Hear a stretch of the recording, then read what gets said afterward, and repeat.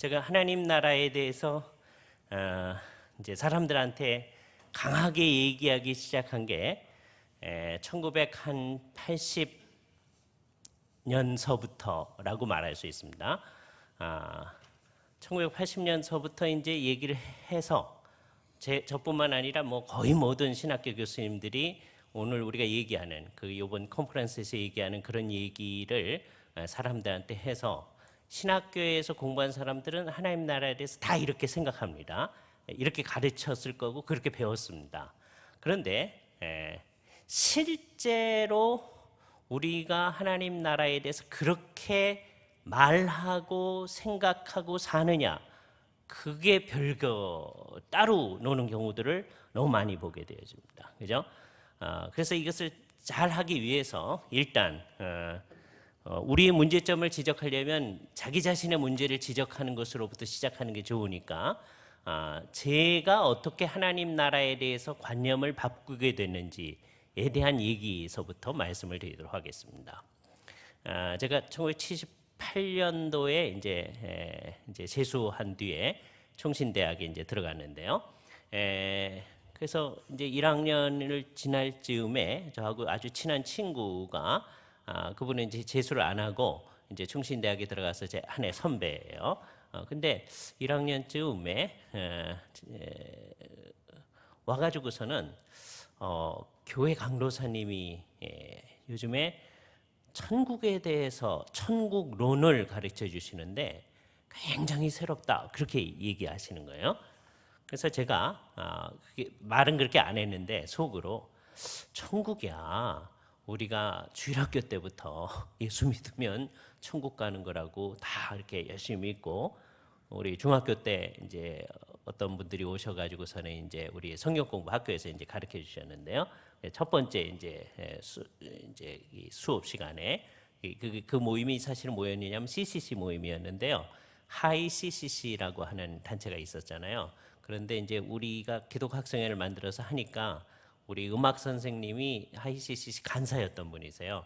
그래서 그분이 그 CCC 그 간사님 한 분을 소개시켜 줘가지고, 사실은 그 하이 CCC의 부장 간사였던 지금은 은퇴하신 박영률 목사님이 그 하이 CCC 그 우리 학교를 담당하셔서, 그분이 그 하이 CCC를 전체 관장하시던 분이었는데 우리 학교로 오셔서 이제 얘기했어요. 그래서 첫 시간에 이제 우리를 모아가지고 성경 공부를 하면서 지금은 죽어도 천국 갈 수 있는 사람 손들어라. 그러니까 우리 친구들 손들고 뭐 그랬었는데, 그게 우리들이 가지고 있는 천국에 관한 관념이죠.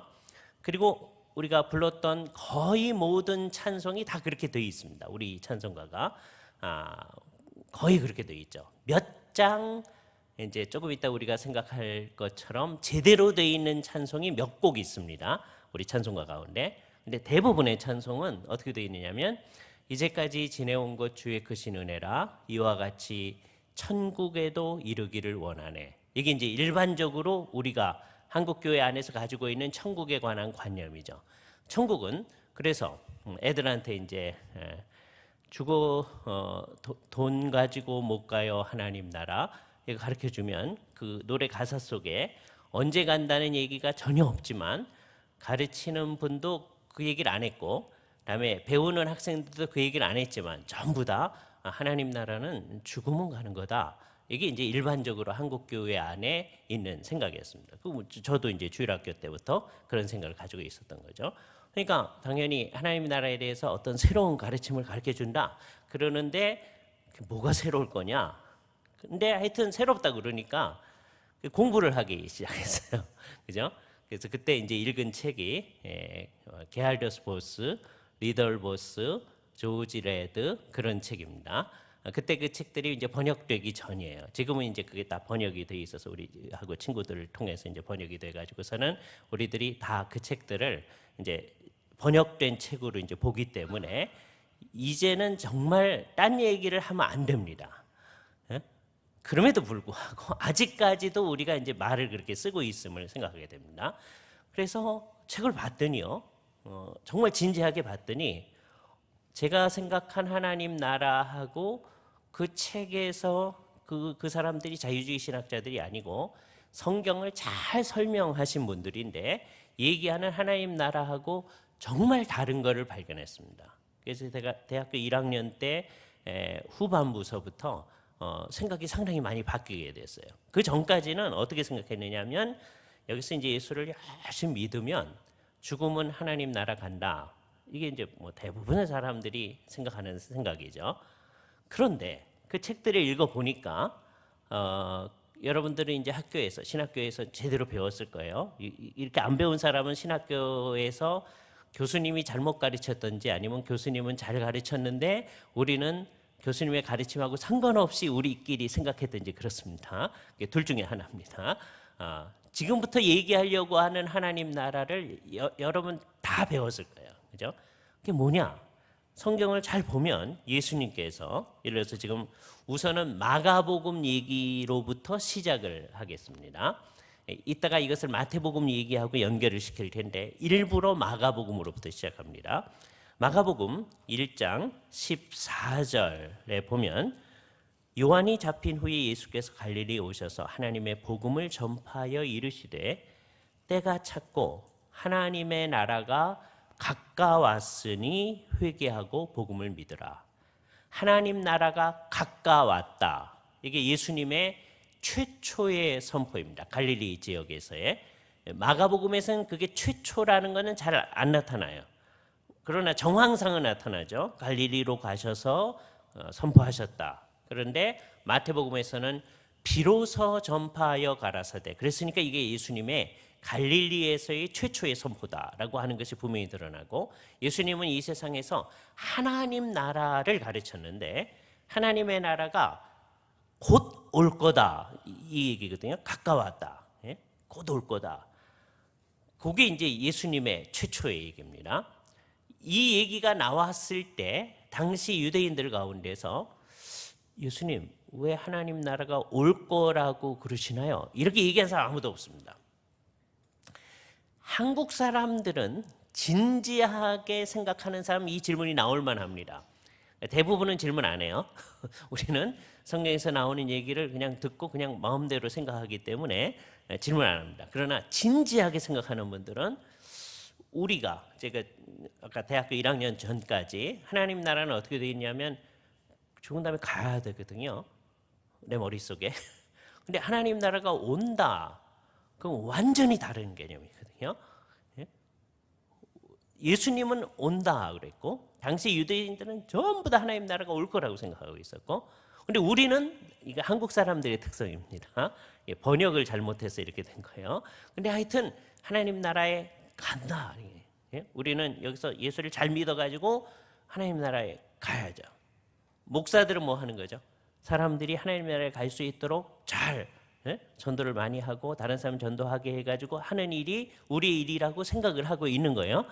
그런데 그게 예수님이 얘기하는 거하고 다르다. 이걸 정말 심각하게 생각해야 돼요. 근데 심각하게 생각들을 안 해요. 그냥 이게 다른데도 그냥 놔둬요. 그냥 온다. 예수님 얘기는 그거잖아요. 그런데 예수님 얘기는 이것으로 끝나지 아니하고 유대인들의 입장에서는 우선 어땠냐면 예수님이 이제 하나님 나라가 가까이 온다 그랬을 때 예수님한테 왜 하나님 나라가 온다고 하나요? 이렇게 물어보는 사람 아무도 없었습니다. 왜냐하면 그 사람들이 하나님 나라가 올 것을 기대하고 있었기 때문입니다. 옛날 이스라엘 백성들이 이제 성주진 교수님께서 이제 구약의 하나님 나라에 대해서 또 얘기를 해주실 거예요. 그 유대인들은 이 땅 가운데 하나님의 나라가 있었다라고 한 걸 압니다. 그게 무슨 말인지는 이제 성주진 교수님 얘기를 통해서 이제 확인을 하셔요, 그죠? 예. 합동신학대학원 대학교에 그 선택 과목으로 오랫동안 있던 과목 중에 하나가 구약의 하나님 나라라는 과목이 있습니다. 그걸 우리 김성수 교수님께서 오랫동안 강의를 하셨었는데요. 김성수 교수님이 은퇴하신 다음에 성주진 교수님이 그 과목을 그 이제 선택 과목으로 하셔요. 지난 학기에 하셨던 것 같아요, 그죠? 요번에 이제 그 얘기 해주신 구약에 어떻게 하나님 나라가 있나 그 얘기를 할 거예요. 근데 이제 핵심은 뭐냐면 그게 구약에 하나님 나라가 있었었는데 이스라엘 백성들이 잘못함으로 말미암아서 그 하나님의 나라가 이 땅 가운데서 쓰러졌다 하는 거예요.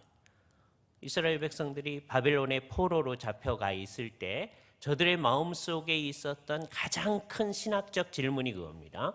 어떻게 하나님의 나라가 멸망할 수가 있느냐? 그냥 이스라엘 나라, 유다의 나라, 그거 멸망할 수가 있죠. 이 세상의 모든 나라들은 뭐 있다가 없어지고 하는 건데 하나님 나라가 어떻게 멸망했느냐? 이게 정말 심각한 문제거든요. 그런데 이제 선지자들을 통해서 하나님께서 주신 메시지가 너희의 죄 때문에 하나님 나라가 사라지게 된 거다. 그 얘기를 해줍니다. 죄에 따른 심판이다. 선지자들의 메시지의 핵심 중에 하나잖아요. 그런데 그것이 선지자들의 메시지의 맨 마지막이 아니었습니다. 그들은 반드시 하나님 나라가 다시 온다. 그것을 가르쳤어요. 그러니까 유대인들은 그 관념에 근거해서 하나님 나라가 올 것이다라고 기대하고 있었어요. 근데 그게 기다려도 안 오는 거예요. 안 오는데 유대 광야에서 어떤 사람이 약대 털옷을 입고 나오더니 회개하라, 하나님 나라가 가까웠다. 그 얘기를 한 거예요.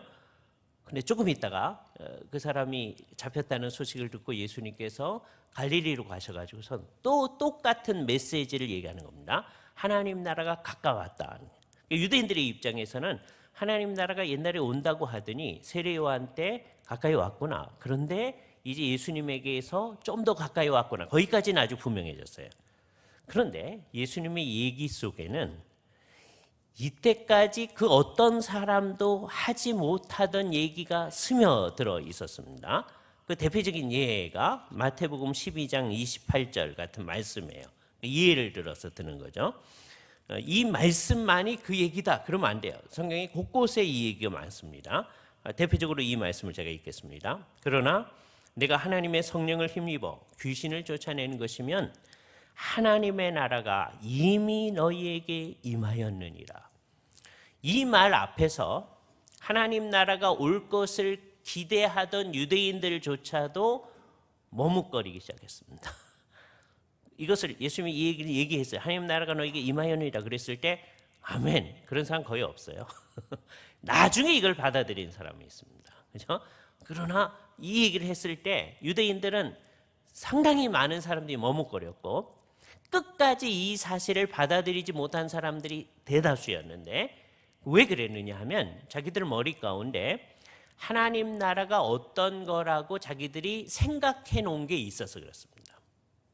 늘 자기들이 가지고 있는 고정관념 때문에 예수님께서 얘기한 진정한 하나님의 나라가 잘 받아들여지지 않는 거죠. 이것을 유대인들은 언제 만들어내느냐 하면 하나님께서 계시를 안 주시던 시기에 만들어냈습니다. 옛날 구약시대에 하나님께서 계시를 주셨어요. 뭐 날이면 날마다 주신 거 아니에요. 때때로 주셨습니다. 그러다가 우리말 성경으로서는 말라기로 돼 있지만 워낙 유대 성경으로서는 역대기, 상하 거기까지 하나님의 구약 성경이 주어진 다음에는 하나님이 계시를 안 줍니다.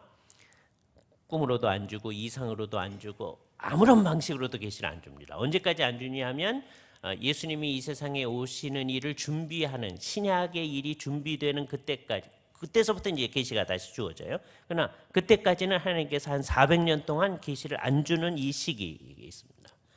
그런데 여기 이제 인간의 고질병이 나타나는 거죠. 우리들에게서도 늘 문제가 그건데 하나님이 계시를 안 주어도 하나님이 준다고 생각하는 수많은 사람이 나타나. 그렇죠? 우리 시대에 신사도 운동하는 사람들을 하나님께서 계시를 주신다 이렇게 얘기하죠. 그것을 위해서 못자리를 깔아놓았던 그 전 사람들도 하나님이 지금 계시 주신다 그런 거하고 비슷한 거예요. 이 시기를 우리는 신구약 중간 시기라고 얘기하는데 이 시기 동안에 유대인들이 뭐 여러 생각을 해냈는데 주류 생각 중에 하나가 뭐였느냐 하면 소위 묵시문학 운동을 한 겁니다. 묵시문학 운동 가운데서 그 말 자체가 얘기해 주시지 하나님께서 뭔가를 보여줬다라고 얘기하는 거죠. 근데 그것을 봉함을 했다. 때가 되기 전까지는 그것을 묶어놓은 거다. 이게 묵시문학이에요. 그런데 흥미로운 것이 묵시문학을 자꾸 얘기를 하는 거죠. 그래서 하나님은 안 보여줬는데 자기네들은 자꾸 봤다고 그러면서 이게 좀 이상한 것이죠. 이 시기에 발전한 사상이 하나님 나라 사상입니다. 그래서 이제 자유주의 학자들은 이제 여기서 우리가 우리 입장하고 자유주의자들의 입장이 달라지는데, 예수님께서 하나님 나라를 얘기할 때 이 하나님 나라라고 하는 게 이 시대에 하나님 나라 사상이 있었기 때문에 이 묵시문학적 하나님 나라 사상에 영향을 받아가지고 예수님이 하나님 나라 얘기를 했다, 그렇게 얘기를 합니다. 그러니까 어떤 책들 가운데서 이제 어떤 것이 제대로 된 책인지 잘못된 책인지를 알 수 있는 것 중에 하나가 여기에 있는 것이죠. 예수님께서 계시로서 그것을 주실 때 그걸 이제 어떻게 받아들일 거냐 하는 게 이제 우리에게 중요한 문제가 되죠. 그거를 우리식으로 그냥 생각할 거냐, 아니면 정말 이것을 계시로서 생각할 거냐. 그래서 용어 자체는, 하나님 나라라는 용어 자체는 묵시문학에서 나타난 용어입니다. 왜냐하면 구약에는 하나님 나라 개념은 있어요. 그러나 용어는 없습니다. 하나님 나라 그런 말은 없어요. 물론 우리나라 말에는 있어요. 하나님의 나라 이렇게 우리말로는 번역을 그렇게 해놓은 게 있어요. 그러나 정확하게는 주의 나라 이렇게 된 말이에요. 그러나 하나님 나라라는 용어 자체는 없습니다. 그러니까 하나님 나라의 용어 자체는 묵시문학 시대에 있던 용어예요. 그죠? 그러니까 여기서 사용된 용어를 가지고 세례 요한도 하나님 나라가 가까웠다 그런 거고, 예수님께서도 그 얘기를 하신 거예요. 그러나 그랬다고 해서 세례 요한이나 예수님이 묵시문학의 영향을 받고서 이 얘기를 하는 거다, 그렇게 얘기하면 계시를 손상시키는 문제가 발생하는 것이기 때문에 언제나 주의해야 됩니다. 그죠? 예수님께서 하나님 나라를 가르칠 때 하나님 나라가 가까웠다 그럴 때요, 유대인들은 구약의 근거에서 또 한편으로는 묵시문학의 근거에서 하나님 나라를 기다리고 있었기 때문에 그 하나님 나라가 가까이 온다는 거에 반대한 사람은 한 사람도 없습니다. 근데 하나님 나라가 이미 너희에게 임하였느니라 그랬을 때에는 유대인들이 막 반대하기 시작하는 거예요. 이걸 재미있게 하기 위해서 제가 늘 이런 예를 드는데, 실제로 그런 거 아닙니다. 이제 재미있게 드라마화하는 거예요. 예수님께서 그러나 성령의 힘을 입어서 내가 귀신을 쫓아내는 것이면 하나님 나라가 너희에게 이미 임하였느니라 그렇게 얘기할 때 로마 군병들이요 사형 중대로 지나가는 거예요. 실제로 그런 일이 발생하지는 않았습니다. 성경에 그런 얘기가 없으니까. 그러나 그런 일이 있을 만하죠. 그럼 유대인들의 마음이 어떻게 했어요? 로마가 우리를 이렇게 지배하고 있는 상황에서 하나님 나라가 오기 뭐가 왔습니까? 이렇게 생각하는 거죠. 그죠? 왜 그렇게 되느냐 하면 자기들 마음 가운데 하나님 나라는 이런 거다라고 하는 틀이 이미 묵시문학 시대에 형성되어 있었기 때문입니다. 묵시문학적 하나님 나라 개념에 의하면 이스라엘이 중심이 되어져서 세계 질서의 재편이 이루어지는 상황이 하나님 나라가 오는 거라고 생각하는 거예요. 여기서 이제 계속적으로 사람들에게 영향을 미치는 사상이 두 가지가 나타나는데, 하나는 세계 질서의 재편이에요. 이건 유대인이 아니고도 계속해서 이 세상에서 나타나는 겁니다. 세계 질서가 재편되어지는데, 유대인들의 독특성은 뭐냐면 유대인 중심이다. 유대인들이 곳곳에 나타나서 온 세상을 지배하게 될 것이다. 그래서 온 세상이 복지 국가가 될 거예요. 묵시문학적 관념에 의하면.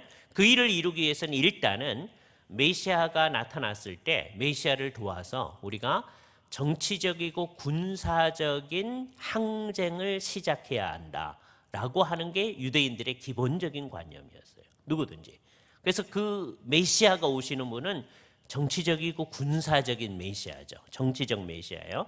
그분이 일어났을 때 우리는 다 칼을 가지고서 그분이 일으키는 항쟁에 동참해야 된다라고 유대인들이 생각하게 된 게 묵시문학적 관념에서 나타난 관념입니다. 예수님께서 우리에게 얘기해 주신 하나님 나라는 그건 성격이 다른 거예요.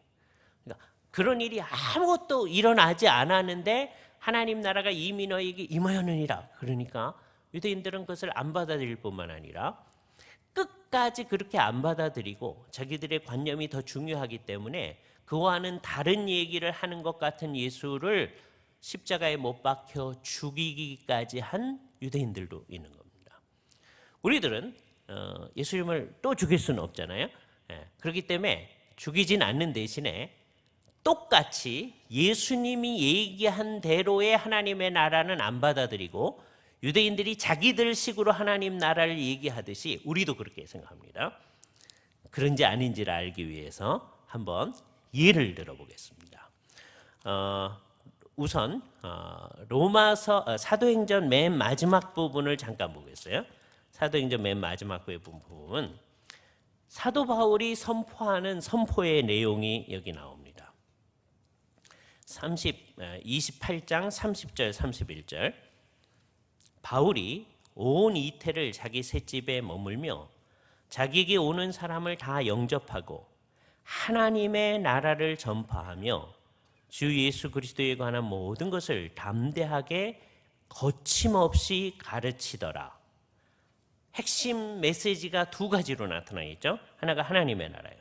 그리고 주 예수 그리스도에 관한 것이에요. 그죠? 도대체 어떻게 가르친 것일까요? 대학교 1학년 때까지 겨울방학 때 제가 이제 그 책을 읽고 생각을 변화하기 시작했으니까 저는 이 본문을 읽었을 때 어떻게 생각했을까요? 우리가 흔히 생각하듯이 이 세상에서 예수 그리스도를 잘 믿으면 죽은 다음에 하나님 나라에 간다, 이렇게 생각했어요. 분명히 그렇게 생각했습니다. 다르게 생각할 여유가 없었어요. 그죠? 물론 저한테 성경을 이미 이따가 얘기할 그것을 가르쳐 주신 전도사님들, 강도사님들이 있었어요. 그거 어떻게 아느냐? 나중에 제가 중고등학교 때 설교 필기에 놓은 노트에 보니까요, 메시아 왕국은 예수님의 초림 때에 이미 왔으며 예수님의 재림 때에 완성되어진다, 그렇게 써놨더라고요. 그러니까 강도사님이 그렇게 설교를 하셨겠죠. 그렇게 설교한 강도사님이 누구냐면 지금 은퇴하신 장정일 목사님이십니다. 그죠? 장정일 목사님이 강도살 때 그렇게 이제. 근데요, 저는 그거 고등학교 때 아마 들었던 것 같아요. 근데 그건 그냥 그런 거고, 하나님의 나라는 어떻게 되는 거냐? 나 죽으면 가는 거다. 그러니까 설교 들은 거하고 전혀 상관이 없어요. 우리 머릿속에 그냥 노는 거예요. 우리 목사님들이 애쓰시는 일이 얼마나 효과 없는지가 이런 데 잘 드러나는 거죠. 예? 열심히 가르쳐도 사람들은 자기 머릿속에 있는 대로 생각하는, 유대인들이 꼭 그렇게 생각하는 거란 말이에요. 그죠? 그러니까 예수님이 하나님 나라가 이미 임하였느니라 그렇게 얘기했을 때 진지한 유대인들은 저렇게 말하면 되냐? 하나님 나라가 임하면 자기들의 관념에 근거해서 이 로마의 군대가 쫓겨나고 유대인들이 로마까지 가서 점령을 하고, 그리고 온 세계가 유대인을 중심으로 한 세계 질서의 재편이 일어나야 하나님 나라가 온 건데, 그렇게 되지도 않았는데 뭐 하나님 나라가 온 거냐, 이렇게 생각하는 유대인들이 많은 겁니다. 예? 생각하는 유대인들 가운데. 그러나 자기들의 그런 생각에도 불구하고 예수님이 이 얘기를 했을 때 아무것도 안 변했어도 이 사실을 받아들이고 그것에 근거해서 자기들의 하나님 나라에 관한 관념을 고친 사람들이 있는 거죠. 그 사람들이 사도들입니다. 이 사람들도 처음부터 그랬던 건 아니죠. 처음부터 예수님 따라다니면서 금방 고친 건 아닙니다. 세월이, 왜냐하면 예수님하고 얘기하면서 반응하는 것 가운데 굉장히 이 세상적인 하나님 나라 관념이 곳곳에서 나타나고 있어요. 심지어 예수님께서 부활하고 난 다음에도요, 사도들과 함께, 제자들과 함께 모였을 때 제자들이 예수께 묻자와 가로되 주께서 이스라엘 나라를 회복하심이 이때이니까, 그렇게 얘기할 때조차도 이제까지는 예수님이 죽었으니까 이제 이 사람들이 이제 하나님 나라고 뭐고 이제 희망이 다 없어졌다는 게, 예수님이 가르친 하나님 나라를 안 받아들였다고 하는 아주 명확한 증거입니다. 다 희망이 없어졌다. 근데 예수님이 이제 부활했으니까요, 그 주님한테 물어본 첫째 질문이 뭐냐면, 이제야 하나님의 나라를 회복하실 겁니까? 그렇게 질문한 거예요. 그죠? 그러니까 이 사람들이 아직까지 유대인들이 가지고 있었던 그 하나님 나라 관념에 매몰되어 있었다고 하는 것이 아주 분명합니다. 그러나 주께서 성령님을 통하여서 또 예수님의 친히 가르치심을 통하여서 이 관념을 고쳐주시는 거죠. 그래서 그 가르침에 의하면 어떻게 됐느냐? 지금 아까 바울이 얘기한 하나님 나라와 예수 그리스도에 관한 걸 가르쳤다. 그럼 우리는 흔히 어떻게 생각하냐면, 예수를 열심히 믿으면 나중에 하나님 나라 갈 거다, 이렇게 가르쳤을 거라고 생각하는 게 이게 거짓말입니다. 그게 아니라고 하는 것을 제가 예를 들어서 바울이 가르치는 한 말씀을 가지고 얘기를 해보겠습니다. 골로새서 1장 13절 말씀을 한번 보세요.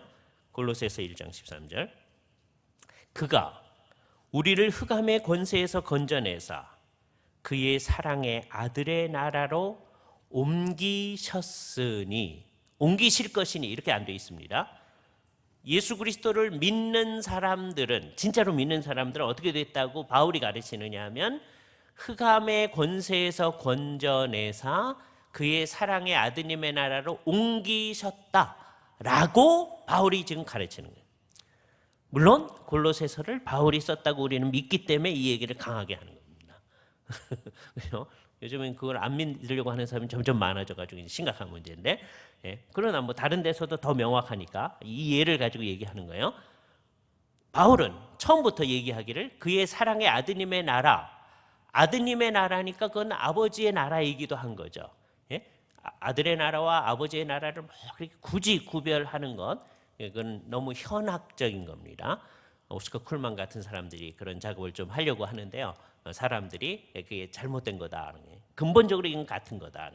그러면 예수 그리스도를 진짜로 믿는 사람은 어떻게 되냐? 흑암의 권세에서 건져내사 그의 사랑의 아드님의 나라, 즉 하나님의 나라로 옮겨졌다.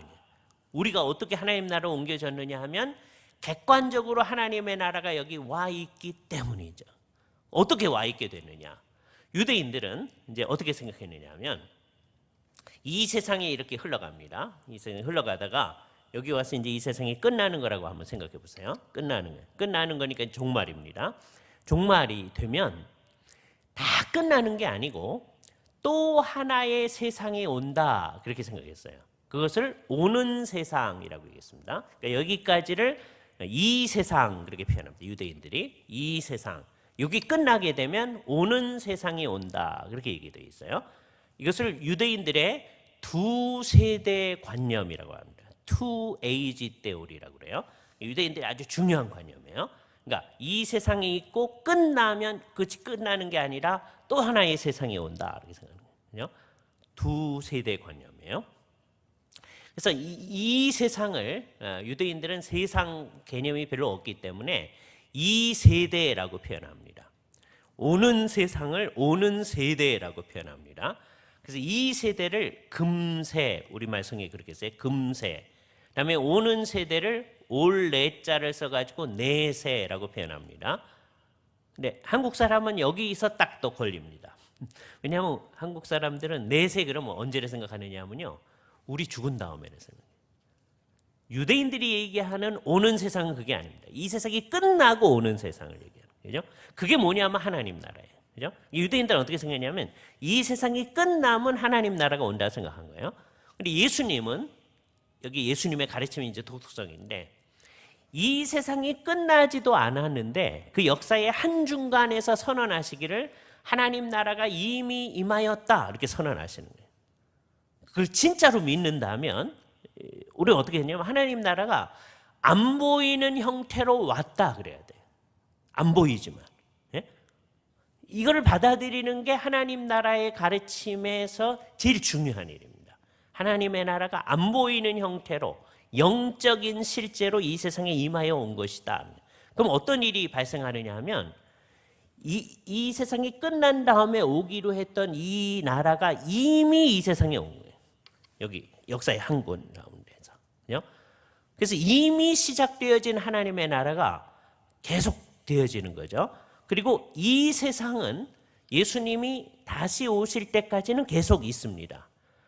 그래서 예수님의 초림과 재림 사이는 아주 독특한 기간을 형성하는데, 어떤 기간을 형성하느냐? 이 세상과 오는 세상이 겹쳐 있는 아주 독특한 기간을 형성하게 되는 거예요. 여기까지가 여러분이 신학교에서 이미 배웠던 내용이죠. 그게 하나님 나라에 관한 얘기죠. 근데 이제 제가 도전하려고 하는 건 거기에 우리가 정말 충실해야 된다는 거죠. 이 내용을 가장 잘 표현하는 찬송가 가운데 하나가 어떤 거냐면 내 주 예수 모신 곳이 그 어디나 하늘나라, 그 찬송이거든요. 옛날에는 하나님 나라가 저 멀리 있다고 생각했는데 예수님을 모시고 나니까 천국이 벌써 여기에 이룩되어 있다. 내 주 예수 모신 곳이 그 어디나 하늘나라, 그게 잘 되어 있는 건데도 불구하고 신학교에서 하나님 나라를 잘 배운 사람들조차도 어떻게 생각하냐면 하나님의 나라는 진짜는 저기 있는데 그냥 하나님 나라, 예수를 믿으면 이 세상 사는 것을 마치 하나님 나라 사는 것처럼 사는 거다. 그러려고 하는 거예요. 예? 여기서 이제 우리가 심각하게 생각해야 됩니다. 하나님의 나라가 눈에 안 보이는 형태로지만 실제로 와 있음을 인정하는 것이 예수를 믿는 것에 사실은 80% 중요한 일이다. 물론 여기 이제 나머지 20%가 필요해요. 하나님 나라가 와 있는데 그 나라는 눈에 안 보이는 형태로 왔어요. 예수님께서 얘기하시는 대로. 근데 그 나라는 의로운 나라거든요. 죄 있는 사람은 들어갈 수가 없는 나라입니다. 하나님 나라를 가져다 주셨어도 이게 하나님 나라의 구조를 예수님의 초림을 통하여서 이루신 거예요. 하나님 나라는 이미 왔어요. 그러나 예수님의 재림 때까지는 아직 그 나라의 컨서메이션에 이르지 않은 거예요. 그래서 대학 다닐 때 우리 친구들하고 이 컨서메이션을 어떻게 번역할까를 고민을 많이 했습니다. 그죠? 예수님의 초림 때에 하나님 나라가 임하여 왔다. 그런데 예수님의 재림 때에 임하여 온 그 나라가 컨서메이션이다. 그럼 그 컨서메이션을 뭐라고 얘기할 것인가? 여태까지도 우리 가운데서 번역서 가운데서 이제 통용되어진 말이 세 가지인데 하나는 완성이라는 말이 있습니다. 완성. 하나님 나라가 왔는데 예수님의 재림 때 완성되어진다. 그때 우리 친구들 중에 몇 명이 근데 그렇게 얘기하면 지금 임하여 온 하나님 나라는 미완성 같다는 거예요. 그게 별로 좋은 것 같지가 않다는 거예요. 그렇죠? 구약 시대에 약속되어졌던 것이 promise 되었던 것이 fulfillment 완성되어지고 성취되어진 게 예수님의 초림에 의해서 하나님 나라를 가져오신 거다. 그렇기 때문에 이것을 미완성처럼 표현하는 게 별로 좋지 않겠다. 그래서 완성이란 말을 안 쓰기로 했습니다. 그렇게 번역된 책 많이 있어요. 예, 근데 안 쓰기로 했어요. 그럼 그 다음에 뭐라고 할까? 컨서메이션이니까 절정이라고 할까? 그랬더니 어떤 친구들이 하는 말이 절정의 이름은 또 떨어지는 것 같은 느낌을 준다는 거예요. 예수님이 다시 오신 다음에 또 그러지 않으니까. 그래서 절정이라는 말을 안 쓰기로 했어요. 그래서 우리가 찾아낸 말이 억지로 찾아낸 말이에요. 극치라는 말을 쓰기로 했습니다. 그렇죠? 그래서 예수님의 재림 때에 이미 임하여 오신 그 나라가 극치에 이를 거다. 그 컨서메이션, 이건 옛날 영어 쓰시는 분들이 계속 쓰던 말인데요. 그 말을 우리말로 번역할 때 컨서메이션을 극치라고 말하겠죠. 그죠? 그러면 지금 우리는 어떤 상황 가운데서 태어나고 예수를 믿고 했느냐 하면 예수 그리스도 안에서 하나님 나라가 이미 임하여 온 그 상황 가운데서 우리는 태어난 거죠. 저는 초등학교 1학년 때 예수를 믿었습니다. 그러니까 저는 하나님 나라 뭐 그런 거 모르는 뭐 누구든지 기독교 가정에서 태어난 애들도 자기가 태어날 때는 그런 거 모르죠. 그러니까 그건 다 똑같아요. 그죠? 예. 초등학교 1학년 때까지 예수를 안 믿던 사람이에요. 그죠? 그런데 이 성경의 빛에서 보니까 제가 이미 예수 그리스도 안에서 하나님 나라가 영적으로 임하여 온 그 상황 가운데서 이미 태어난 거예요. 그리고 그 상황 속에서 예수를 믿게 되어진 거예요. 그죠? 그럼 이미 하나님 나라가 와 있는데 예수 믿기 전에는 하나님 나라가 이 세상에 있다고 생각 안 하는 거죠. 안 믿는 사람이 그러는 거야 어떡하겠어요? 안 믿는 사람 모르는 사람이니까. 그런데 제일 안타까운 게 뭐냐면 대학교 1학년 겨울방학 이전까지의 저입니다. 저는 예수를 열심히 믿는 학생이었어요. 예? 그래서 앞으로 목사가 되겠다고 생각하고 총신대학을 들어간 거예요. 그런데 열심히 믿는 학생이 대학교 1학년 그 겨울방학 전까지는 어떻게 생각했냐면 하나님 나라 아직 아니고 내가 열심히 믿으면 죽은 다음에 나 하나님 나라 간다 이렇게 생각하고 있었단 말이에요. 근데 성경에 의하면 그렇지가 않단 말이에요. 그 하나님의 나라가 이미 왔다.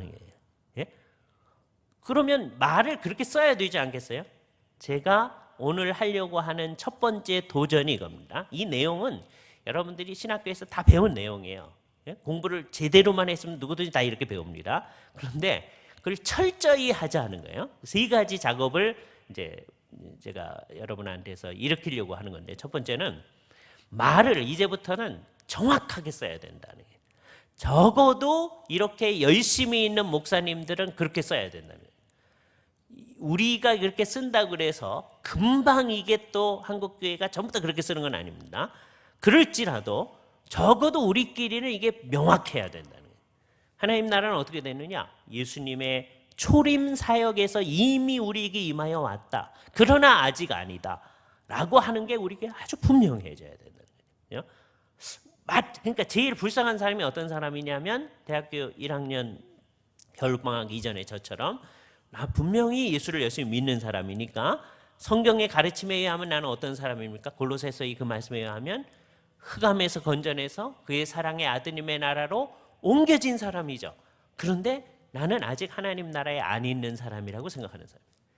그런 사람을 제가 늘 예를 들 때 어떤 사람의 예를 들으냐 하면 제가 옛날 어렸을 때 해외 토픽란에 보면은요 남양군도에서 완전 무장하고 나타나는 일본 사람이 있습니다.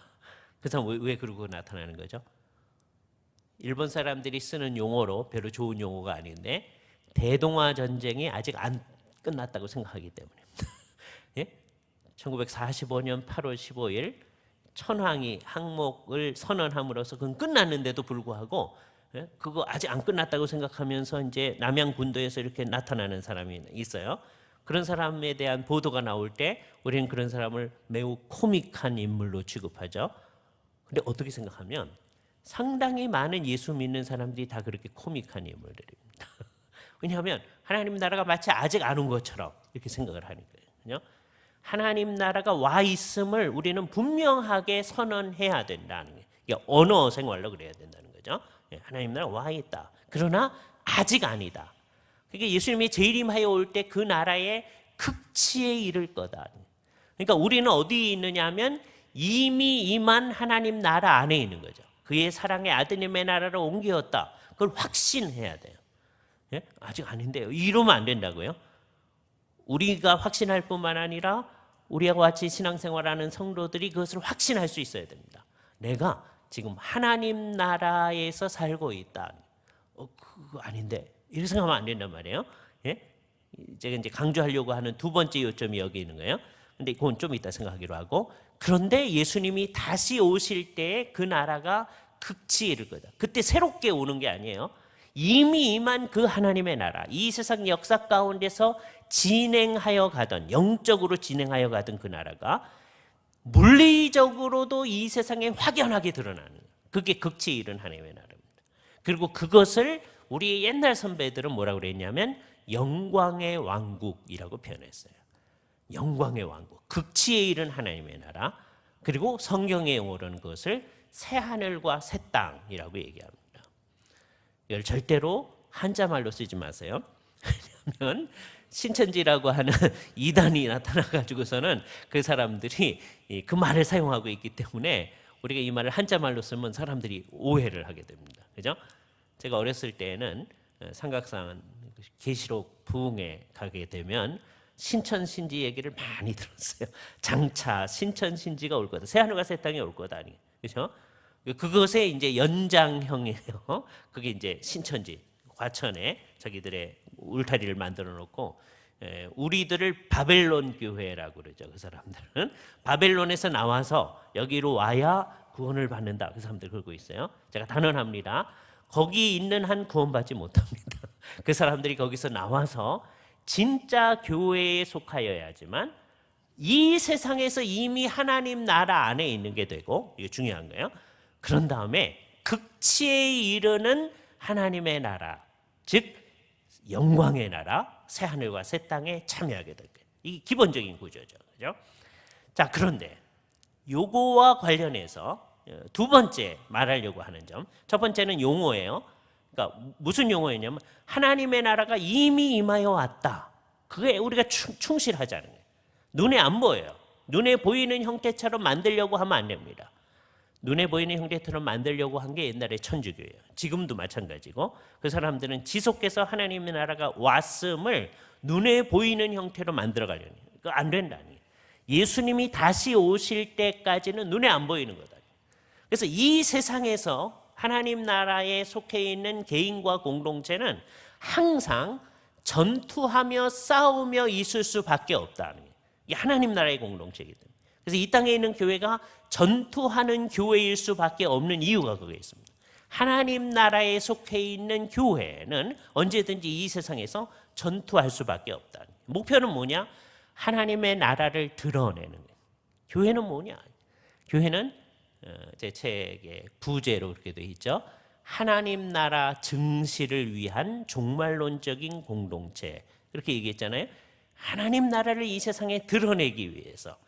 옛날에 장신에서 이 강의를 하려고 해서 하나님의 나라 증시를 위한 그랬더니 재밌게 하려고 그 사회하시는 교수님께서 뭐라고 얘기했냐면 하나님 나라에도 증권시장이 있나 보라고 그러는데 그 증권시장 얘기가 아니고 그분이 뭐 재밌게 하기 위한 겁니다. 그 말의 뜻은 뭐냐면 manifestation이에요. 드러내는 거죠.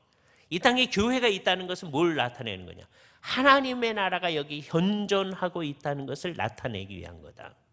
여기 우리의 사명이 있습니다. 이게 제가 말하려고 하는 두 번째 요점이에요.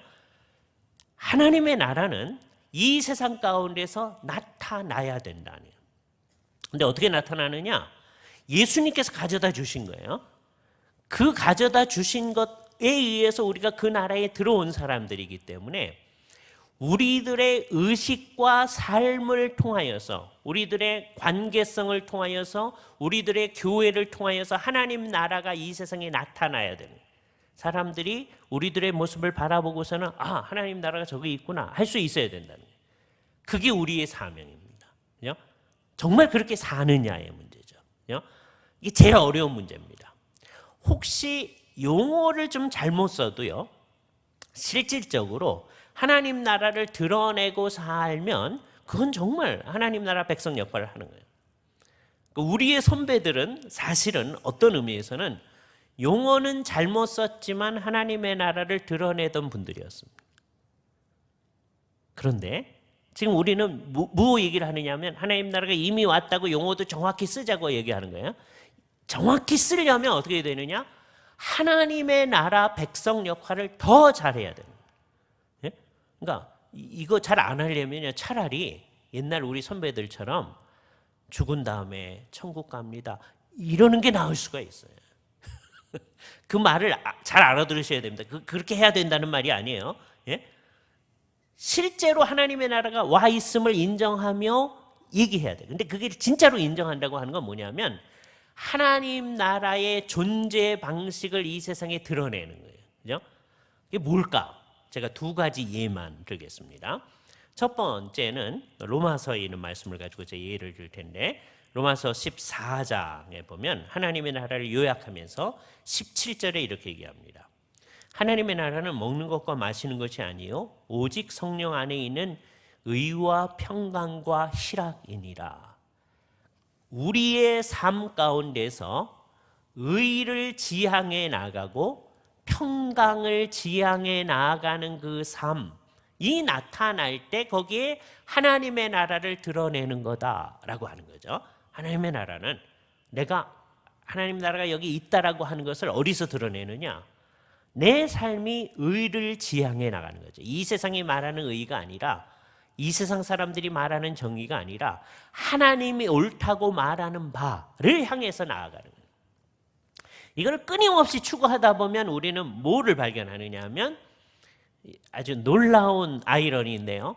정말 하나님의 의를 추구하는 사람은 우리는 암만 추구해도 하나님의 의에 도달할 수 없습니다에 도달하게 됩니다. 근데 이 세상에서 그거에 철저한 사람들이 누구냐? 종교개혁 사상에 가장 충실한 사람들.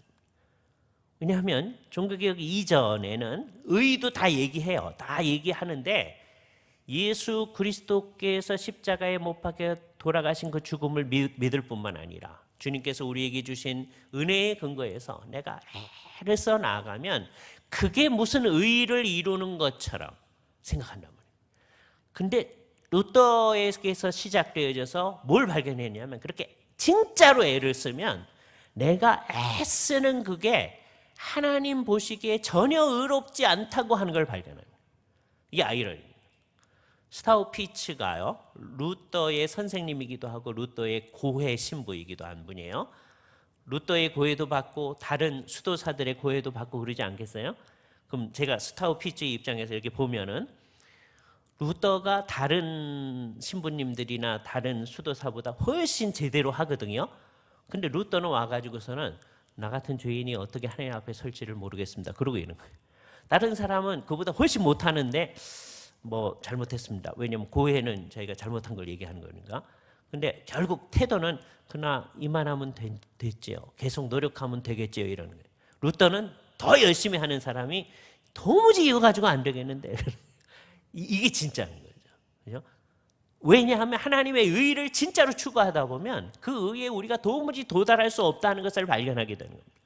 이거 아주 철저한 사람들은 아주 공교롭게도 종교개혁 사상이 아주 철저한 사람들만이 그거에 아주 철저해요.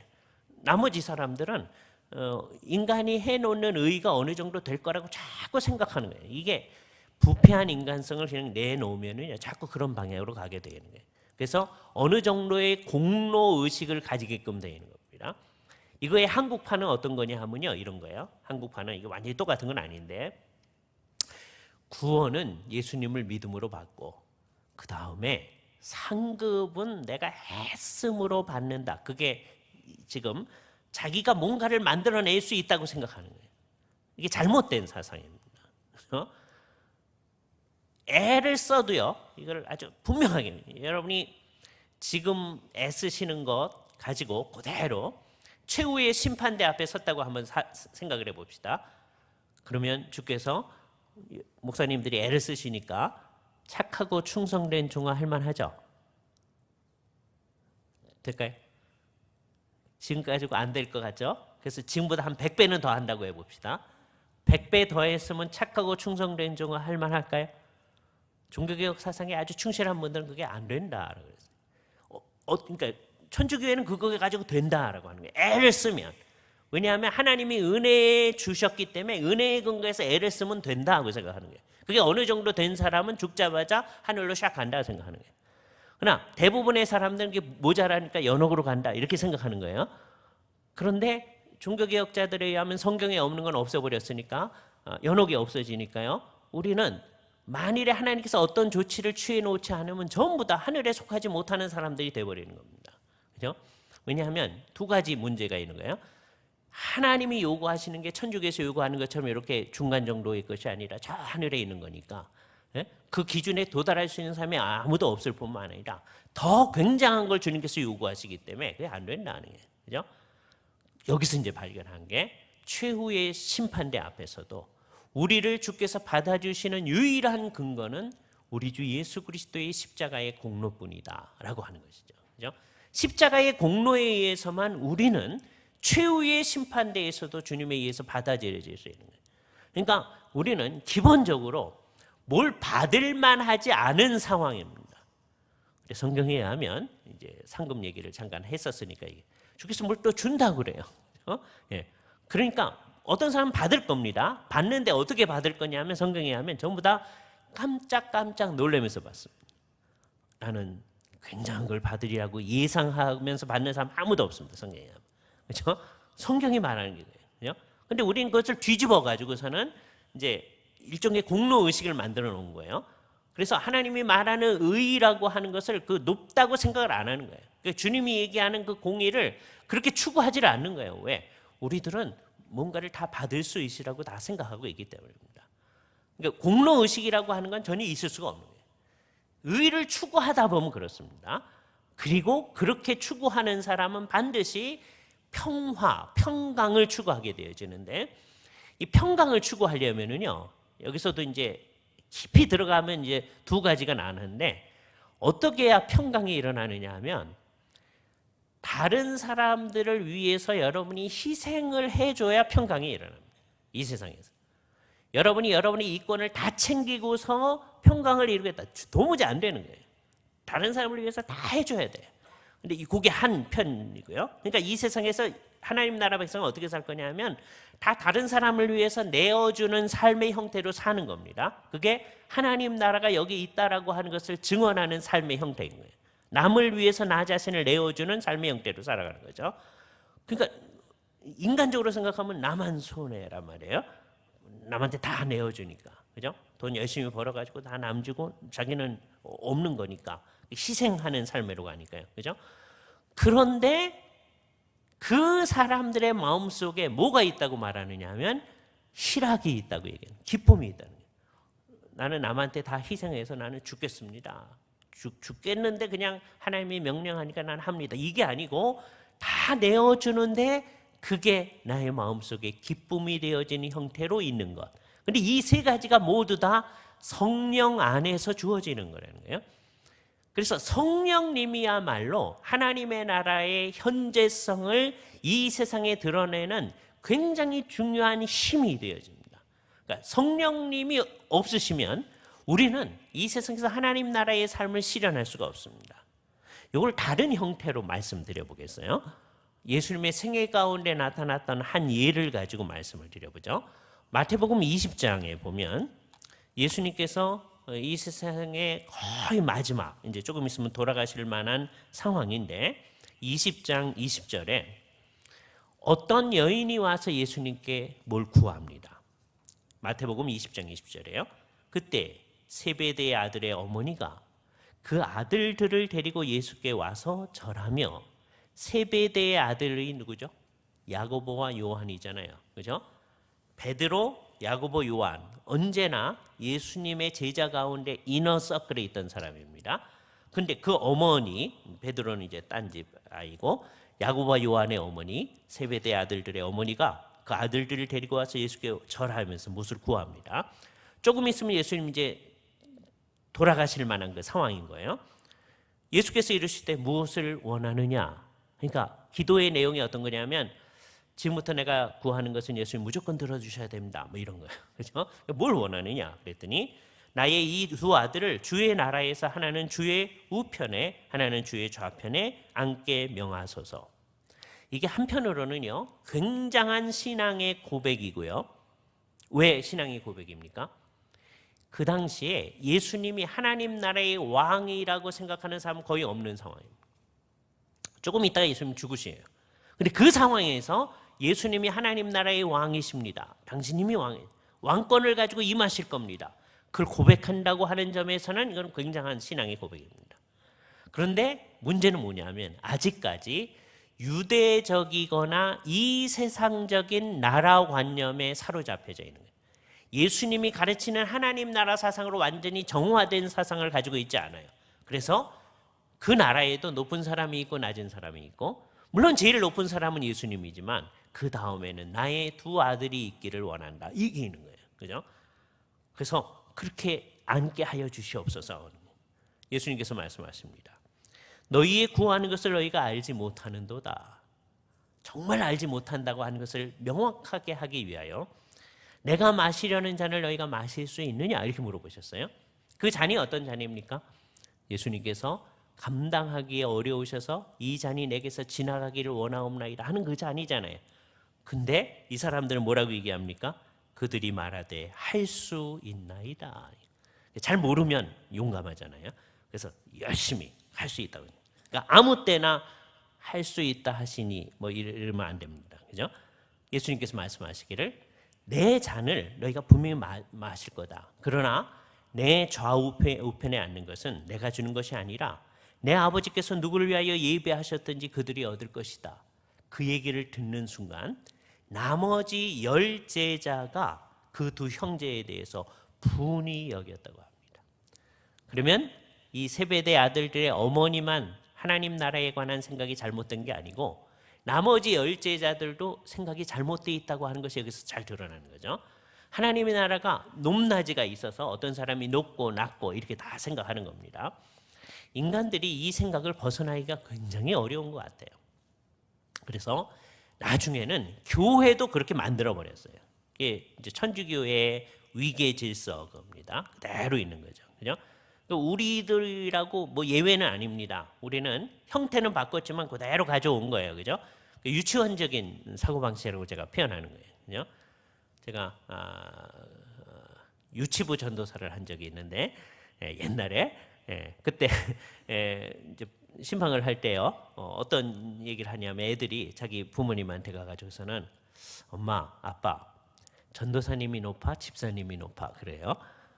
나머지는 딱 머릿속에 위계 질서가 있는 거예요. 그죠? 예. 집사님이 있고 장로님이 있고 목사님이 있고 근데 이 전도사님이 여기 어디 속할까? 예? 전도사님이 높아, 집사님이 높아. 이 유치원적인 사고방식이죠. 근데 그게요. 한국의 대부분의 사람들이 그런 사고방식이 그게 바로 천주교회가 만들어 놓은 질서예요. 그죠? 철저하게 복종해야 되고 감독이 있고 대감독이 있고 그 위에 교황이 있고 하는 그 구조, 똑같은 구조죠. 예. 여기 예수님의 제자들이 가지고 있는 생각도 역시 그런 겁니다. 누가 높아질 것이냐. 예수님께서 말씀하시기를 예수께서 제자들을 불러다가 이르시되 이방인의 집권자들이 그들을 임의로 주관하고 그 고관들이 그들에게 권세를 부리는 줄을 너희가 알거니와. 이 세상의 질서가 그러하죠. 그러나 너희 중에서는 그렇지 아니하니 하나님 나라 백성들 안에서는 그렇지 아니하다. 하나님 나라 백성의 질서는 뭐냐? 너희 중에 누구든지 크고자 하는 자는 섬기는 자가 되고 너희 중에 으뜸이 되고자 하는 자는 너희의 종이 되어야 하리라. 그러면서 당신님 자신을 예로 들어 설명을 하는 겁니다. 인자에 온 것은 섬김을 받으려 함이 아니라 도리어 섬기려 하고 자기 목숨을 많은 사람을 위한 대속물로 주려 함이니라. 그래서 저들의 높아지려고 하는 마음이 샥 없어지도록 만드신 겁니다. 그분이 낮아지셨는데, 그러니까 하나님 나라 백성은 어떻게 되는 거예요? 섬기는 거죠. 이 얘기를 처음 들었을 때 12 제자 전체가 아마 얼굴이 새빨개졌을 거예요. 얼마나 창피했겠어요. 예수님의 생애 거의 마지막 부분입니다. 그런데 주님의 교훈을 저희들이 잘 받지 못했다. 큰 교훈을 받았을 거예요. 우리도 이 얘기를 처음 읽을 때 굉장히 큰 교훈을 받습니다. 아, 교회 공동체에서는 섬겨야 되는 거구나. 그걸 가르침을 받아요. 그런데 이 말씀을 한참 읽으면서 우리는 성경에 없는 것을 집어넣기 시작합니다. 너희 중에는 그렇지 아니하니 크고자 하는 자는 섬기는 자가 되고, 그럼 이제 없는 것을 만들어내기 시작하는 거예요. 그러면 섬기면 나중에 우리가 높아질 거다. 그죠? 그게 딱 있는 거예요. 주께서 없애시려고 하는 게 바로 그거거든요. 이게 예수 믿는 사람들의 마음속에 그대로 있습니다. 제가 어렸을 때 부흥회 갔을 때 들었던 얘기예요. 이 세상에 잘난 사람들의 순서대로 쭉 세우면 그 당시만 해도 예수를 믿는 사람들이 그렇게 별로 잘나지 않았으니까 우리들이 다 이 세상에 저 뒤에 서지 않겠느냐. 거의 모든 사람들이 거기 동의하고 있죠. 근데 그 부흥사 목사님이 뭐라고 했냐면 언젠가 주님이 오시면 뒤돌아섰 할 날이 온다는 거예요. 그 말, 그 사람들이요 카타르시스를 느끼면서 되게 좋아하더라고요. 제가 초등학교 때 들은 얘기입니다. 근데 그게 바로 예수님의 얘기에 반하는 얘기잖아요. 우리는 어떻게 해서라도 앞에 서려고 합니다. 예? 근데 예수님은 우리한테 그게 아니다. 너희가 하나님 나라는 그게 아니다. 하나님 나라는요 늘 섬기는 사람으로 있는 거예요. 끝까지. 예? 여기 어떤 반전이 허용되지 않습니다. 그게 하나님의 나라가 여기 있다고 하는 걸 드러내는 표예요. 이 세상에서. 그게 아까 우리 로마서에서 얘기했던 대로 의와 평강을 추구해 나아가는 삶의 모습하고 같은 겁니다. 이 세상에서. 그죠? 그러니까 그것이 하나님의 통치를 이 세상에 잘 받는 거예요. 이거를 좋아하는 사람들이 별로 없습니다. 뭘 좋아하느냐? 지금 고생하고 잘 안 돼도 나중에 주께서 우리를 높이 들어 쓰시기를. 우리가 개척교회 하느라고 힘들고 뭐 해도 나중에 언젠가는 좀 더 편안한 날이 오길 우리는 그걸 바라고 있단 말이에요. 근데 성경은 그렇게 얘기하지 않는다는 거예요. 그죠? 우리 주님이 다시 오실 때 주께서 인정하시고 칭찬하시고 하는 것 외에는 우리에게 더 있는 것이 있지 아니하다는 거예요. 그걸 물질적으로 세상적으로 이렇게 바꿔놓는 그런 일들이 있지 아니하다는 거예요. 그래서 그거를 하나님의 나라, 영적인 그 하나님의 나라를 이 세상 가운데 드러내는 그 역할, 이 세상을 정말 우리 주 예수 그리스도가 통치하고 있다고 하는 것을 이 세상에 드러내는 그 일, 그게 우리의 일이라는 거죠. 그죠? 이거를 가장 잘 보여주는 대표적인 예가요, 요한계시록입니다. 요한계시록의 핵심이 뭐냐면 예수 그리스도가 만군의 주라고 하는 거거든요. 온 세상을 통치하고 있다는 거거든요. 그 계시를 언제 주신 겁니까? 요한이 복음 전도함 때문에 patmos 섬에 가 있는 그 상황, 아마 형벌을 받아서 거기 가 있는 거라고, 수형되어 있는 거라고 생각들을 많이 하죠. 뭐 다른 견해도 있습니다만은 온 세상을 통치하고 있는 로마 세력이 훨씬 커서 주님의 말씀을 전하는 사람이 수형되어져 있는 그 상황에서 요한은 뭘 분명히 믿느냐 하면 우리 주 예수 그리스도가 온 세상을 통치하고 있다는 것을 믿는 거예요. 하나님의 나라가 지금 여기 있다는 걸 믿는 거예요. 눈에 안 보이는 거죠. 그죠? 그거를 우리의 삶으로 드러내야 된다는 거예요. 하나님이 지금 우리를 통치하고 있다고 하는 것. 나의 삶 가운데서 그것을 드러내는 거죠. 그래서 개개인의 그리스도인들이 그걸 드러내는 겁니다. 각 교회가 그걸 드러내는 겁니다. 교회의 인간관계에서 사람들이 하나님의 나라를 봐야 되는 거예요. 그럴 때 우리의 교회가 하나님 나라를 나타내는 거예요. 교회가 그 사명을 다하는 겁니다. 교회가 인간적으로 암만 잘 돼 나가도요, 하나님의 나라를 드러내지 못하면 그거는 자기의 사명을 다하지 못하게 되는 거예요. 그러니까 교회는 이 세상에 한 가지 목적이 있을 뿐인데 하나님의 통치하심을 이 세상에 드러내야 되는 거예요. 교회가 그걸 못할 때 이 세상조차도 교회를 야단치는 모습을 우리가 보게 되어집니다. 그죠? 매일매일의 삶 가운데서 이것을 드러내는 일. 그죠? 우리는 눈에 보이지 아니하는 하나님 나라 안에 들어와 있다는 거예요. 그런데 이제 맨 마지막 여러분에게 드리는 이제 도전이에요. 지금까지는 제가 일부러 가끔가다 그 말도 쓰긴 썼습니다만은 용어를 전부 다 뭐라고 써왔느냐 하면 하나님 나라라고 써왔습니다. 하나님 나라. 그죠? 그래서 이 말은 조금 위험 부담이 덜합니다. 하나님 나라가 어떻게 됐다고요? 이미 우리에게 임하여 왔다고 그랬어요. 그죠? 그러나 아직 아니라고 그랬죠. 위험 부담 별로 없어요. 왜? 이제는 그것이 일반적으로 쓰기 때문에 됐어요. 그럼 그 하나님 나라하고 똑같은 말이 무엇인가? 마태복음을 통해서 다시 한번 알아보도록 합니다.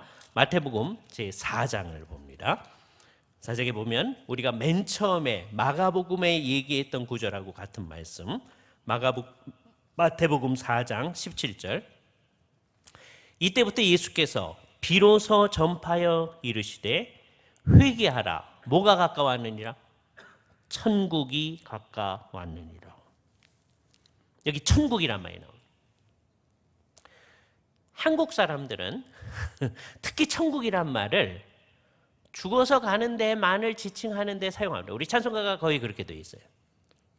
그런데 우리는 천국이라는 말이 뭐하고 동의어임을 발견하느냐 하면 하나님 나라하고 동의어임을 발견합니다. 하나님 나라. 이방 사람들한테 얘기할 땐 다 하나님 나라 그랬어요. 근데 마태복음은 아마도 유대인들을 대상으로 썼을 거라고 많이 생각들을 해요. 그렇게 생각한다면 유대인들은 어떤 습관이 있느냐 하면 하나님이라는 말을 잘 안 쓰는 습관이 있어요. 심지어 하나님께서 당신님의 이름을 가르쳐 줬는데 그 이름을 옛날에는 발음을 했을 거예요. 근데 하도 발음을 안 해서 어떻게 발음하는지를 잊어버렸습니다. 그 네 글자 YHWH로 이제 음역할 수 있는 그 네 글자 성호 있잖아요. 그래서 어떻게 발음하는지 잊어버렸죠. 그죠? 그래서 그 말이 나타날 때마다 딴 말로 유대인들은 그 말을 쓰는데 아도나이, 나의 주님이라고 얘기하죠. 유대인들은 다른 말로 자꾸 써요. 자, 제가 몇 가지 예를, 성경에 나타난 예를 말씀드리겠습니다. 탕자의 비유에서 탕자가 내가 하늘과 아버지께 죄를 얻었사오니 그렇게 얘기할 거라고 그러죠. 그리고 실제로 아버지한테 가서 그렇게 얘기합니다. 하늘과 아버지께 죄를 얻었사오니. 아버지께 죄를 얻었다. 그건 아버지 세상 호랑방탕하게 썼으니까 이해가 되는데 그 앞에 나타나는 하늘 뭘까요? 뭐를 가르쳐서 하늘이라고 했을까요? 하나님을 대신해서 쓰는 말입니다. 그죠? 유대인들은 하나님이란 말을 잘 안 쓰고 하늘이라고 쓰는 관습이 있는 거예요. 또 다른 예를 들어보죠. 예수님께서 성전을 청결하게 하셨어요. 그랬더니 유대인의 관원들이 나타나가지고서는 네가 무슨 권세로 이런 일을 행하느냐 그렇게 얘기합니다. 그때 예수님께서는 나도 너희에게 질문을 하라 하겠노라 하면서 예수님의 말을 제가 순서를 좀 바꿀 텐데 요한의 세례가 사람으로부터냐 그 다음에 무슨 말이 나와야 되죠? 사람으로부터냐 그랬으니까 하나님으로부터냐 그래야 되잖아요. 그러나 여러분 성경이 잘 아니까 어떻게 돼 있죠? 사람으로부터냐 하늘로서냐 이렇게 돼요. 사실 성경 어떻게 되어 있냐면 하늘로서냐 사람으로부터냐 그랬어요. 그죠? 그럼 하늘로서라는 게 뭘 뜻하는 거죠? 하나님을 뜻하는 거예요. 유대인들은 하나님이라는 말을 쓰기를 싫어합니다. 그죠?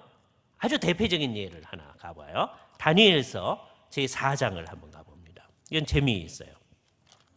다니엘서 4장에 보면 느부갓네살 왕이 꿈을 꾼 얘기를 나중에 다니엘이 이제 설명을 해주는데 4장에 보면 이제 어떤 일이 벌어졌는지를 설명을 하고 있습니다.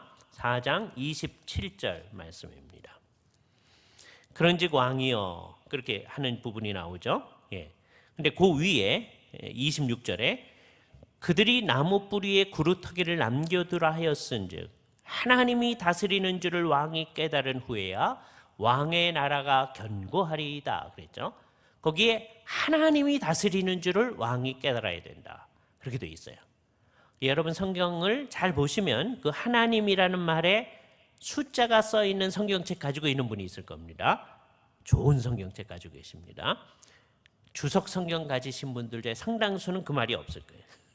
그죠? 그 있어야 돼요. 그리고 밑으로 내려가 보면 뭐 어떻게 되어 있죠? 하늘이 이렇게 되어 있어요. 그죠? 원문에는 하늘이라고 되어 있어요. 그러나 그 뜻은 뭐예요? 하나님이. 유대인의 관습을 알 수 있는 거예요. 유대인들은 하나님이라는 말을 쓰는 대신에 뭐라고 쓰기를 좋아해요? 하늘이라면. 그럼 이방 사람들한테 하나님 나라, 하나님의 통치하심 이 말을 쓰는 대신에 유대인들한테는 뭐라고 쓰겠어요? 하늘 나라 이렇게 쓰는 거예요. 하늘 나라를 한자 말로 바꾸니까 천국 이렇게 되어 있는 거예요. 이제 우리 용어를 성경이 말하는 대로 써야 되지 않겠어요? 우리는 어떻게 돼 있죠? 천국은 죽은 다음에 가는 날 이렇게 돼 있잖아요. 그거를 부인할 수 없어요. 하도 그렇게 쓰니까. 그런데 어떻게 생각해야 되냐면 하나님의 나라가 이미 와 있다고 그랬죠. 근데 하나님의 나라하고 동의어가 뭐예요? 천국이에요. 예? 이단 얘기죠. 천국이 이미 와 있다니. 예? 근데 그게 성경의 가르침입니다. 그죠? 천국이 이미 왔는데 아직 아니다. 그죠? 굉장히 중요한 거죠. 그래서 천국의 현재성, 천국의 아직 아니니까 천국의 미래성이 있어요. 천국의 미래성을 언제를 얘기하는 거냐 하면 우리가 죽은 다음을 얘기하는 게 아니고 예수 그리스도께서 재림하여 오신 다음에 극치에 이르는 천국을 얘기하는 겁니다. 그죠? 천국의 현재성을 인정해야 돼요. 우리는 이미 천국에 있다 그렇게 생각해야 돼요. 근데 우리가 그렇게 쓰기 굉장히 어렵잖아요 지금. 그죠? 거기에 대해서 아주 철저해야 됩니다. 나는 천국을 사는 거다. 이 세상 속에서 이미 천국을 사는 사람만이 죽은 다음에 천국에 갑니다. 예? 죽을 때 처음으로 천국 가는 사람은 없어요. 예? 십자가의 한편 강도처럼 마지막 순간에라도 예수 그리스도를 믿고 이 세상에서 천국에 들어온 사람이, 왜냐하면 천국은 어떻게 돼 있어요? 하나님 나라하고 똑같은 거라고 그랬잖아요. 어떻게 돼 있어요? 이미 임하여 왔어요. 그러나 아직 아니에요. 그래서 어떻게 되느냐? 이 아직 아니가 두 방면인데, 내가 천국에 들어와 살고 있는데 천국에 들어와 사는 사람이 이 세상을 살지만 그 천국의 극치는 예수님의 재림 때까지 기다려야 되고, 그러나 이미 천국에 있는 거예요. 또 내가 죽었을 때도 어떻게 되느냐 하면 나는 죽은 다음에 하늘에 가서 기다리고 있는 거예요. 이게 굉장히 중요한 겁니다. 하늘에 가서 기다려서 언제까지 기다리느냐? 예수님이 다시 오실 때까지 같이 기다리는 거예요. 죽은 다음에는 시간관념이 없어져서 곧바로 여기로 간다 이렇게 생각하시는 분들 가끔가다 있더라고요. 그렇지 않습니다. 성경에 하면 예수 그리스도를 믿는 사람들이 같이 기다리는 거예요. 요한계시록 6장 대표적인 예가 되죠. 순교자들의 영혼을 향하여서 순교자들이 보좌에서 하나님께 외칩니다. 주께서 우리를 신원하여 주지 아니하시기를 언제까지 하시리까? 그렇게 하는 거예요. 그랬더니 그들에게 흰 두루마리를 주시며, 우리식으로 표현해서 진짜 두루마리 주는 거 아니에요. 예? 흰 로브를 주시며, 예? 옛날 유대인들이 입는 속옷을 얘기하는 거죠. 진짜 옷 입는 거 아닙니다. 하늘에서 옷 입고 사는 게 아니에요. 저들이 깨끗해졌음을 표현하는 말입니다. 저들을 온전케 하신 다음에 주께서 동무된 종들이 숫자가 차기까지 잠시 기다리라. 그래서 우리는 죽은 다음에도 기다리는 거예요. 그죠? 하늘에 있으면서 기다리는 겁니다. 그러니까 정리를 하자면 이런 거예요. 우리는 이 세상에서 이미 하나님 나라의 백성으로 있어요. 그런 다음에 천국을 사는 거예요. 이 세상에서. 정말 천국을 사는 것처럼 이 세상을 살아가야 됩니다. 그냥 비유적으로 그러시면 안 돼요. 하나님 나라를 정말 배웠으면 천국이 여기 있음을 얘기를 해야 된다는 거예요. 매일매일의 삶을. 물론 부족하죠. 그건 왜 부족하느냐? 내가 온전히 순종하지 않기 때문에 나타나는 부족함이에요. 그러나 성령님의 힘에 의해서 하나님의 나라 백성다우게 순종하고 낮아지고 남을 섬기고 하는 하나님 나라 백성다움을 이 세상에 드러내는 삶을 살다가 죽으면 하늘에서 우리가 있을 겁니다. 그리고 우리 주 예수 그리스도께서 다시 오시는 그날 우리가 다 부활해서 부활한 영혼과 몸을 가지고 주께서 온전하게 하신 극치에 이르게 하신 그 천국 새 하늘과 새 땅 영광의 나라에서 영원토록 사는 겁니다. 그러니까 저 하늘에서 영원토록 사는 거 아니에요. 찬송가가 가끔가다 그렇게 되어 있는데 그게 아니고 우리가 주 예수 그리스도와 함께 영원토록 사는 것을 분명히 해야 됩니다. 사도신경이 이것을 우리한테 아주 분명히 해주죠.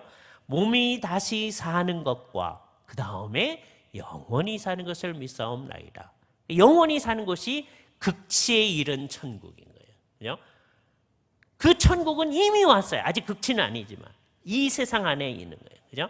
이 세상에서 우리는 천국을 살아야 됩니다. 그러다가 영원히 하늘에 있을 거다. 그걸 분명히 해야 되는 거죠. 그래서 우리는 이 세상에서 사는 것도 좋고 죽어서 하늘에 있는 것도 좋고 이렇게 가는 거예요.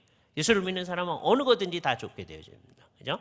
이런 사상을 우리가 이 세상 사람들한테 널리 펼쳐야 되죠. 그죠? 그래서 찬송가 가사 하나를 여러분이 적으시는데 멜로디는 돈 갖고도 못 가요 하나님 나라 겁니다. 제가 가사를 부를 테니까 한번 생각해 보세요. 옛적부터 약속된 하나님 나라, 예수님이 오셔서 이루신 나라, 그러다가 재림 때에 충만할 나라, 우리 보배 되는 나라, 하나님 나라. 그렇죠. 오늘 공부한 게 다 거기 들어있죠. 옛적부터 약속된, 구약시대에 약속된 하나님 나라, 예수님이 오셔서 이루신 나라, 그러다가 재림 때에 충만할 나라, 극지에 이른 나라, 우리들이 보배가 되는 나라, 또는 우리가 그 하나님 나라를 보배로 생각하는 거죠. 우리 보배 되는 나라, 하나님 나라. 이거 생각하면 이제 다 되겠죠. 반주자 한번 올라와 주실래요? 치실 수 있으시죠? 예, 한번 같이 불러보겠습니다.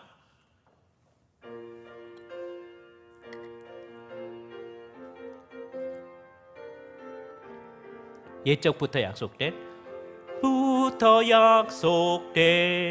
하나님 나라, 예수님이 오셔서 이루신 나라, 그러다가 재림 때에 충만할 나라, 우리 보배 되는 나라, 하나님 나라. 감사합니다. 그러면 됐습니다. 뭐 목사님들 계속 할 수는 없고, 그래서 제가 그냥 여러분들이 이런 생각을 가지고서 우리의 얘기를 정확하게 전달을 하면 좋을 것 같아요. 그죠? 오늘 제가 세 가지를 강조했습니다. 첫 번째는 우리가 신학교 때 배운 하나님 나라 사상에 정말 철저해서 용어도 하나님 나라가 정말 현존하고 있다고 하는 것을 분명히 드러내는 작업을 하자. 그죠? 근데 그거는 좀 부차적이에요. 제일 중요한 건 뭐냐?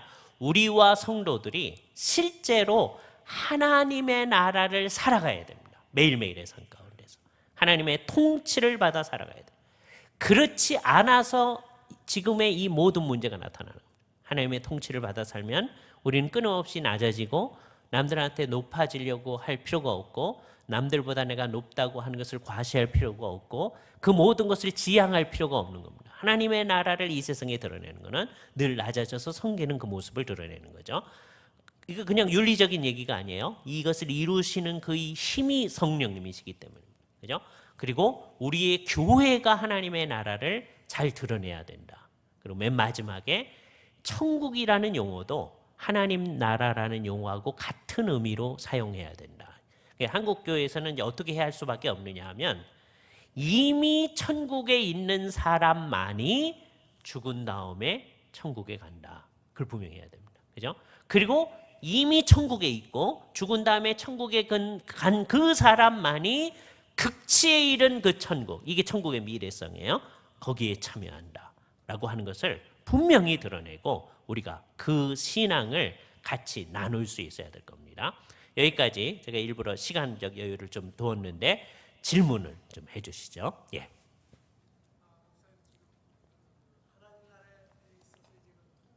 예.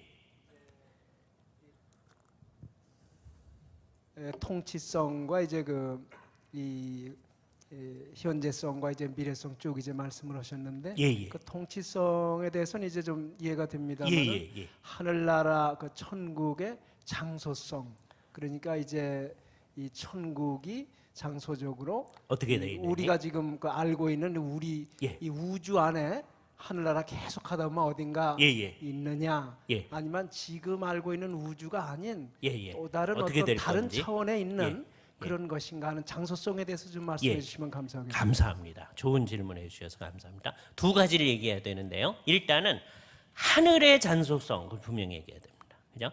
우리가 죽은 다음에 하늘에 가 있을 거라고 그러잖아요. 한국 교회가 일반적으로 천국이라고 하는 그곳, 그것의 장소성을 얘기해야 돼요. 어딘지는 몰라요. 그러나 장소를 가져요. 왜냐하면 우리 주 예수 그리스도께서 부활한 몸을 가지고 가셨기 때문에 하늘에 몸을 분명히 가지고 있는 분이 아주 분명한 분이 예수님이고요. 두 분은 아마 그럴 거예요. 두 분 누굴까요? 에녹과 엘리야. 아마 잘 몰라요. 그리고 플러스 알파일 수가 있어요. 그 플러스 알파는 뭐냐면 예수님께서 이제 십자가에 달려 돌아가실 때 그 지진이 일어났어요. 그 무덤이 많이 열렸어요. 그리고 예수님이 부활할 때 그 무덤 속에서 많은 성도가 일어났다고 그랬습니다. 그리고 그 많은 성도, 일어난 많은 성도들이 거룩한 성에 들어와서 주님을 찬양했다고 그랬어요. 그 다음에 없어졌어요. 마태복음 27장에 나타난 아주 독특한 사건입니다. 그 분들이 예수님과 함께 부활한 것이라면 아마 그 사람들도 그 부활한 몸을 가지고 하늘에 가 있을 수 있는 가능성이 있다. 그죠? 이거는 다 가정이에요. 에녹과 엘리야도 가정이고 이 플러스 알파도 가정입니다. 그러나 우리 주 예수 그리스도는 분명히 부활한 몸을 가지고 하늘에 계시기 때문에 장소성을 가지고 있다. 하늘이라고 하는 것이. 옛날에 박형룡 박사님은 그 장소성이란 말을 옛날에 아주 어려운 한자 말로 경역성이라고 표현을 하셨습니다. 로컬리티라는 말을 분명히 한 거거든요. 분명히 장소가 있어요. 두 번째, 하나님 나라의 장소성을 분명히 해야 돼요. 하나님 나라의 장소성은 뭐냐면 하나님 나라, 즉 천국은 지금 하늘뿐만 아니라 예수 그리스도로 말미암아 이미 여기로 임하여 왔다고 그랬잖아요. 그죠? 사람들은 이게 천국이라고 생각하지 않지만 예수 그리스도 안에서 이 세상의 새로운 피조개가 되어진 거예요. 이 장소성 분명히 얘기해야 돼요. 두 번째, 그것이 모든 사람이 인정할 수 있게 이 우주 전체가 변할 때가 옵니다. 예수님의 재림 때. 그러니까 이 지구만을 생각하지 마시고 우주 전체가, 그래서 마태복음 20장에서 얘기하는 만물이 새롭게 되어, 그걸 만물의 중생이라고 얘기하죠. 그때가 되어지면 우주 전체가 다 하나님의 나라가 돼요. 주를 믿지 아니하는 사람들은 그것으로부터 쫓겨나서 슬피 울며 이를 갈미 있는 거예요. 그래서 지옥의 장소성이 분명히 있게 됩니다. 어딘지는 몰라요. 그러나 분명히 장소성이 있다. 그죠? 그리고 하나님의 나라는 지금은 눈에 보이지 않는 형태로 이 세상 안에 지금 현존하고 있고 그것도 장소성이 있는 겁니다. 더 나아가서는 예수님이 재림하여 오실 때 온 우주가 하나님의 나라가 되어진다. 그죠? 그게 장소성이 분명하죠. 그러니까 옛날에는, 지금은 어떻게 되냐면 우리가 죽은 다음에 하늘에 가 있죠. 이 장소성이 있잖아요. 근데 하늘에 있는 모든 존재가 다 이 세상으로 오는 거거든요. 전부 다. 그래서 하늘이 따로 있을 필요가 없어져요. 새 하늘과 새 땅은 하늘과 땅이 분리되어 있지 않습니다. 지금 현존하는 세상에서는 이 세상에 영적인 하나님의 나라가 있고 하늘에 하늘이 있어요. 하나님이 계신 곳이 있어요. 나중에는 이것이 하나가 되어져요. 그죠? 그래서 온 우주가 다 하나님 나라가 되어진다. 그게 천국이다. 극제 이른 천국이다. 그렇게 생각하셔야 됩니다. 그죠? 그러니까 지금 현재로서는 하늘의 장소성, 이걸 분명히 하셔야 돼요. 그죠? 이제 이런 얘기를 한참 하고 나면 사람들이 그럼 천국은 어떻게 되는데요? 제가 여태까지 다 천국 얘기를 한 거거든요. 예? 이게 다 천국인데 지금 우리가 생각하는 천국은 뭐냐면 죽어서 가는 데잖아요. 그게 분명히 있어요. 예? 천국이라고 해도 좋아요. 그리고 그 천국은 분명히 장소성을 지닌다는 거예요. 그죠? 근데 천국에는 누가 가느냐? 이 세상에서 예수 그리스도를 진짜로 믿고 이 세상에서 천국에 속한 사람만이 죽은 다음에 천국에 있다는 거예요. 그죠? 그러나 거기서 영원히 사는 게 아니고 거기 있던 모든 사람들이 다 이 세상으로 온다는 거예요. 그죠? 근데 이 세상이 변화된 이 세상, 이게 분명한 장소성을 지닌 겁니다.